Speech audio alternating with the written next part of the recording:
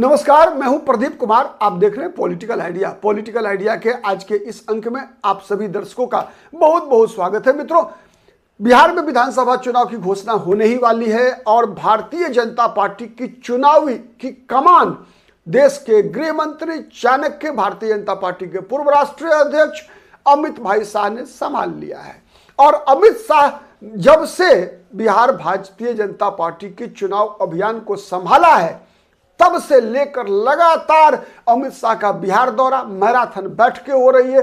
बिहार का 2 दौरा हो चुका, 18 सितंबर 27 सितंबर को दोनों बार 2-2 दिन के लिए अमित शाह बिहार पहुंचे और लगातार मैराथन बैठकें होती रही, कार्यकर्ताओं के साथ होती रही, मंडल अध्यक्ष और उससे ऊपर के पदाधिकारियों के साथ होती रही, जिला की कोर कमेटियों के साथ अमित शाह ने बैठक किया, विधानसभावार समीक्षा हुई है, चुनावी जो तैयारी है भारतीय जनता पार्टी की उसकी, और साथ ही साथ हर विधानसभा क्षेत्र में भारतीय जनता पार्टी एक तरह से खुफिया जानकारी भी इकट्ठा करवा रही है। 2 एजेंसियों का लगातार इस्तेमाल किया जा रहा है भारतीय जनता पार्टी की तरफ से कि हर विधानसभा क्षेत्र में गठबंधन के किस दल को चुनाव लड़ना चाहिए और जहां जहां भारतीय जनता पार्टी चुनाव लड़ेगी तो भारतीय जनता पार्टी के उम्मीदवार किसे बनाना चाहिए। साथ ही भारतीय जनता पार्टी अपने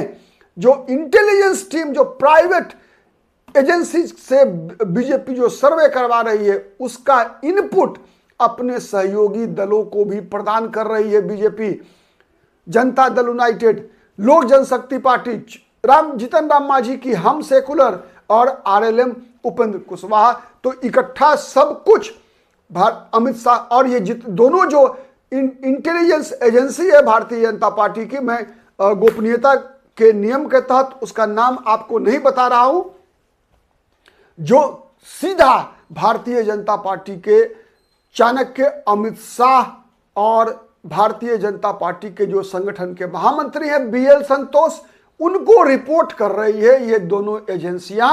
और उससे जो जानकारी सूत्रों से निकल कर आ रही है उसके आधार पर मैं आपको बता रहा हूं कि भारतीय जनता पार्टी ने बिहार विधानसभा चुनाव में गुजरात फॉर्मूला के आधार पर टिकट बांटने का फैसला कर लिया है। आप गुजरात फॉर्मूला कह लीजिए, छत्तीसगढ़ फॉर्मूला कर लीजिए, कह लीजिए, या दिल्ली में, आपको याद होगा दिल्ली में जो म्युनिसिपल कॉरपोरेशन के चुनाव में जो बीजेपी ने रणनीति अपनाया था, सब कुछ बदल डालो। यही फॉर्मूला बीजेपी बिहार में भी अपनाने जा रही है और इससे बिहार भारतीय जनता पार्टी में हड़कंप मचा हुआ है। किसकी टिकट बचेगी, किसकी कटेगी, कोई नहीं कह सकता। साथ ही कई केंद्रीय मंत्रियों को भी कह दिया गया है कि आपको विधानसभा चुनाव लड़ना है। तो फॉर्मूला नंबर 1 जानिए कि अमित भाई शाह का फॉर्मूला क्या है। आप पहले मैं बता दूं उसका बैकग्राउंड कि दिल्ली का जो म्युनिसिपल चुनाव हुआ था उसमें भारतीय जनता पार्टी ने जितने भी टिकट अपने पार्षद थे सबके टिकट बदल दिए थे। गुजरात में क्या हुआ था? गुजरात में भारतीय जनता पार्टी की पिछली सरकार में जितने मंत्री थे, पूरा मंत्रिमंडल बीजेपी ने बदल दिया था। पुराने मंत्रिमंडल से एक भी मंत्री को बीजेपी ने सरकार में शामिल नहीं किया था। चुनाव से पहले जो मंत्रिमंडल बना था भूपेंद्र पटेल का। उसके बाद लोकसभा चुनाव से पहले छत्तीसगढ़ में जितने उम्मीदवार थे, 13 सीट पे उम्मीदवार, पूरे के पूरे नए उम्मीदवार बीजेपी ने एक खड़ा कर दिया था और जितने पुराने चेहरे थे बीजेपी के सबको विधानसभा चुनाव लड़वा दिया था। याद कीजिए मध्य प्रदेश विधानसभा का चुनाव। मध्य प्रदेश विधानसभा चुनाव में भारतीय जनता पार्टी ने क्या किया था कि भारतीय जनता पार्टी ने 3 केंद्रीय मंत्रियों को विधानसभा चुनाव लड़वा दिया था।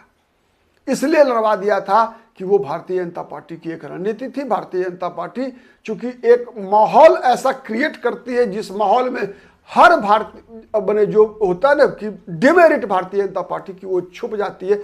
बिहार में भी भारतीय जनता पार्टी 3 फॉर्मूला है और वो मॉडल लेकर आई है बीजेपी। गुजरात से, छत्तीसगढ़ से, मध्य प्रदेश से, लेकिन सबसे बड़ा मॉडल है मध्य प्रदेश का। तो क्या भारतीय जनता पार्टी वर्तमान में जो बिहार विधान इस सरकार में जो मंत्री है, क्या सब मंत्रियों का टिकट काटने जा रही है?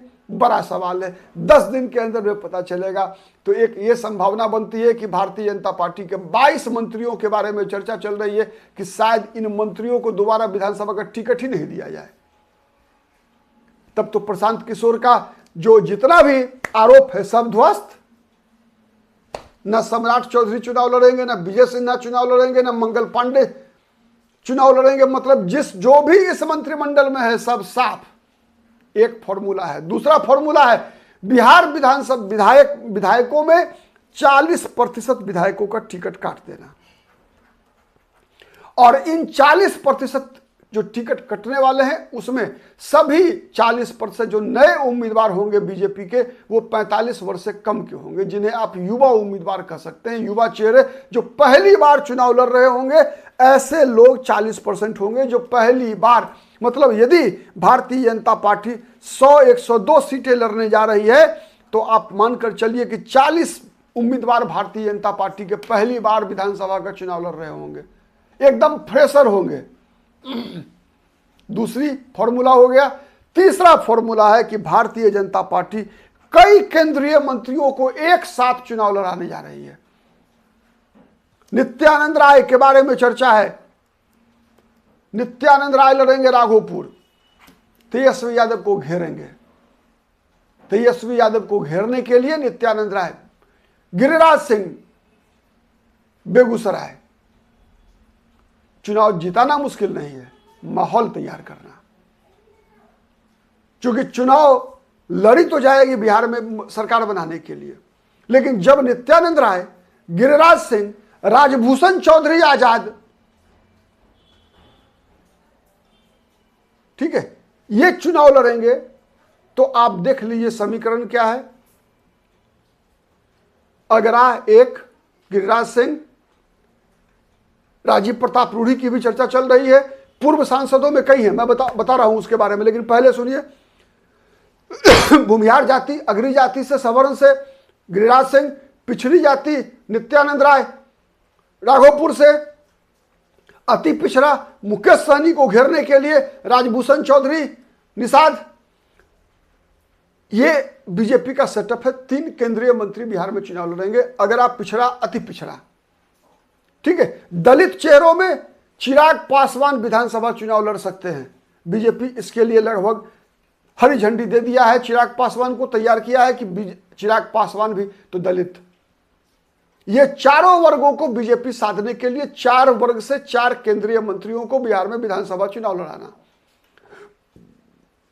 इसके बाद सांसद राजीव प्रताप रूढ़ी को चुनाव लड़ाने की बात हो रही है। पूर्व सांसदों में आरके सिंह, राजकुमार सिंह, रामकृपाल यादव, सुशील कुमार सिंह, ये सभी पूर्व सांसदों को चुनाव लड़ाने की बात चल रही है।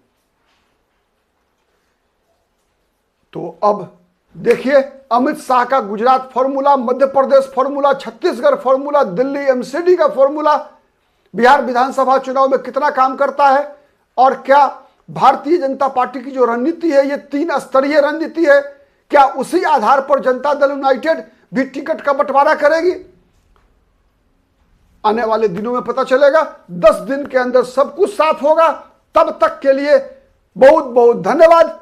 हमारे इस चैनल से बने रहिए। हर उस खबर का विश्लेषण लेकर हम आपके समक्ष आते रहेंगे जो बिहार की राजनीति, देश की राजनीति को लगातार प्रभावित कर रहा है। आज के लिए इतना ही। बहुत बहुत धन्यवाद।